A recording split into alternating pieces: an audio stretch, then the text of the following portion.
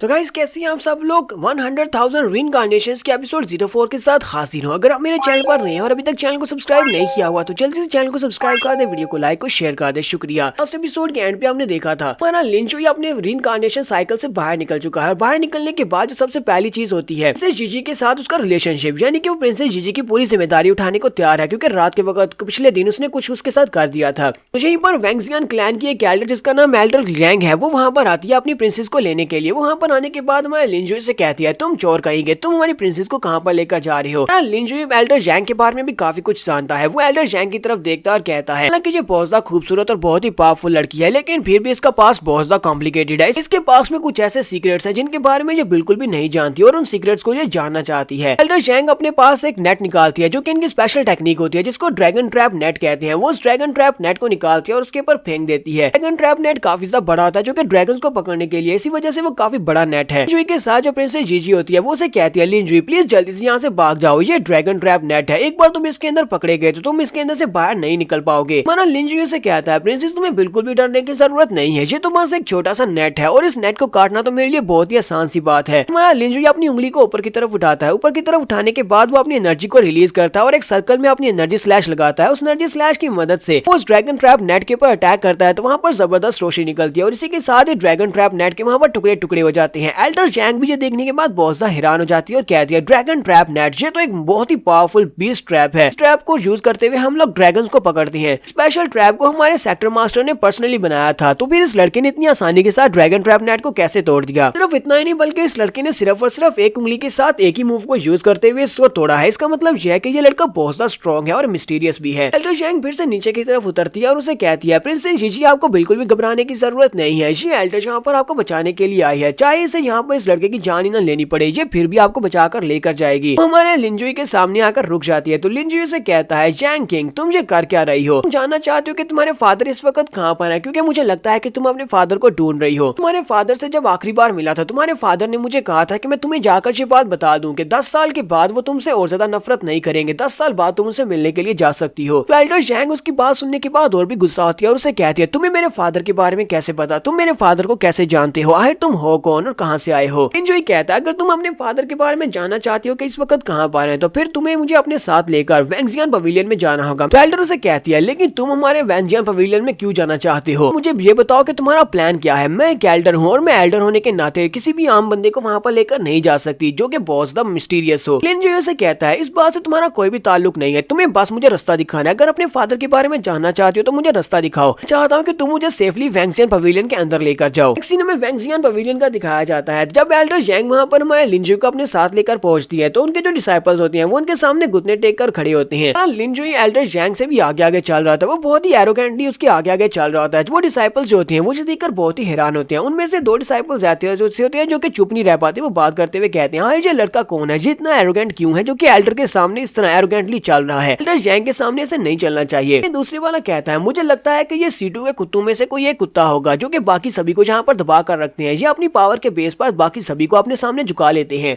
लिंजुई उन लोगों की बातें सुन लेता है और उनकी बातें सुनने के बाद एल्डर जैंग से कहता है एल्डर जैंग इन दोनों की कल्टीवेशन को डिसबॉलिश कर दो क्योंकि ये लोग तुम्हारी बैक के पीछे बात कर रहे हैं। वो लड़के उसकी बात सुनने के बाद कहते हैं लड़के तुम्हें क्या लगता है कि तुम कौन हो जो यहाँ पर हमारी एल्डर जैंग को ये कह रहे हो कि तो वो तुम्हारे ऑर्डर्स को फॉलो करे, वो तुम्हारे ऑर्डर्स को फॉलो नहीं करेंगे और ना ही हमें हर्ट करेंगी। एल्डर जैंग हमारे लिंजुई की बात सुनने के बाद अपनी तलवार को घुमाते हुए दोनों लड़कों पर अटैक करती है, दोनों की कल्टीवेशन को अबॉलिश कर देती है और उनसे कहते हैं तुम लोगों की हिम्मत कैसे हुई एल्डर जैंग के सामने इस तरह बात करने की, मैं यहाँ पर तुम्हारी एल्डर हूँ, मेरे सामने चुपचाप अपना सर झुकाकर बैठे रहो। बाकी के सभी लोग बहुत ज्यादा घबरा जाते हैं, उनमें से कोई भी वहाँ पर बात नहीं करता। वो लोग कहते हैं जी एल्डर प्लीज हमें माफ कर दे, आज के बाद हम में से और कोई भी यहाँ पर आपके सामने बात नहीं करेगा। लिंजुई फिर से आगे की तरफ चलना स्टार्ट करता है और इसके साथ साथ एल्डर जैंग उसके पीछे ही होती है। तो एल्डर जैंग उसे कहती है जरा रुको, मुझे ये तो बताओ कि तुम हमारे वैंगजियान पवेलियन में आए क्यों हो, तुम्हें हमारे सेक्टर से क्या चाहिए, जहाँ पर ऐसा क्या है जिसके लिए तुम आए हो। तुम्हारा लिन उसे कहता है मैं यहाँ पर सुज़ेरिन किंजी से मिलने के लिए आया हूँ। वो उसे कहता है जाओ जाकर सुज़ेरिन को इस बारे में बता दो कि मैं उससे मिलने के लिए आया हूँ, उसे इन्फॉर्म करो और देखना वो मुझे खुद मिलने के लिए बुलाएगी। जैंग उसे कहती है बेवकूफ मत बनो, तुम सिर्फ और सिर्फ एक मॉर्टल राम के एक्सपर्ट हो, तुम्हें क्यों लगता है कि हमारी एल्डर तुम्हें मिलने के लिए बुलाएगी। वो सिर्फ और सिर्फ एल्डर नहीं है बल्कि पूरे के पूरे वैंगजियान